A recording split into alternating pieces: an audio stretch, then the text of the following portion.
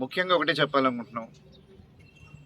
మేము గెలిచిన తర్వాత కామ్‌గా ఆగిపోవట్లేదు. పని మొదలుపెట్టాం. ఇది ముందుకు సాగుతూనే ఉంటుంది.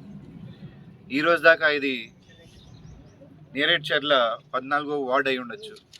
కానీ నాకు తెలిసి ఈరోజు నుంచి ఇది జనసేన వార్డుగా అందరికీ తెలుస్తుంది తప్పకుండా. ఇదే లక్ష్యంగా అంటే మాకు సేవ ముఖ్యం. అది ఎవరు చేసినా సరే. జనసేన పార్టీ చేయాలనే కాదు.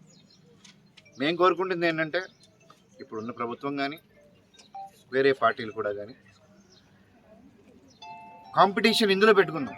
ఒకరినొకరు మాట్లాడే కంటే మనం ప్రజలకు ఎంత మంచి చేయగలుగుతున్నాం, ఎంత త్వరగా చేయగలుగుతున్నాం, ఎలా ముందుకెళ్ళగలుగుతున్నాం, వాళ్ళని ఎలా ముందుకు తీసుకెళ్ళగలుగుతున్నాం అనే దాని మీద ప్రాధాన్యత పెట్టి